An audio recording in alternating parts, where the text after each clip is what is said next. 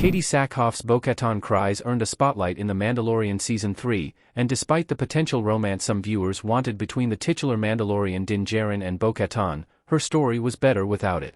Din Djarin actor Brendan Wayne, who collaborates with lead actor Pedro Pascal and stuntman Lateef Crowder for the role, has previously shared that he pushed for a romance between Din and Bo-Katan, and that he and Sackhoff would joke about it on set. Wayne has since, however, shared his true thoughts on whether their romance should have happened or not, particularly where Bo-Katan's arc is concerned. Speaking exclusively to Screen Rant, Wayne reveals that he agrees with the decision to keep things between Din Djarin and Bo-Katan platonic in The Mandalorian Season 3.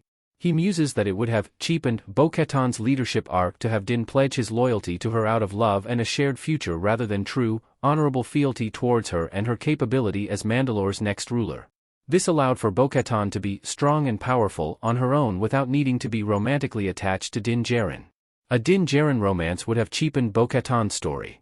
While Wayne hasn't been shy before about sharing the ways in which he pushed for a romance between Bo-Katan and Din on set, it's clear that he wholeheartedly agrees with the decision to keep things platonic, and he's correct in his assessment. Bo-Katan's arc is one that needed to be done of her own accord, even if she did still need the support of her peers. The theme of the season is one of unity and togetherness, but Bo-Katan also needed to find her own inner strength after her devastating loss at the Purge of Mandalore.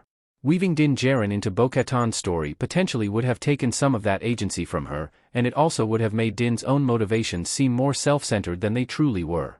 Rather than pledging himself to her as a fellow Mandalorian who recognizes her strength and power, Din would have been inadvertently asking for a share of that power, and he also would have been acting on his own feelings of love and desire rather than a sincere assessment of her own capability. In the end, staying away from the romance was best for both of them. With The Mandalorian Season 3 ending splitting the two up between Mandalore and Navarro, it seems that Wayne's thoughts about Din Djarin and Bo-Katan maintaining a platonic relationship will hold true for the future. The upcoming The Mandalorian and Grogu movie, however, could do good on this potential romance.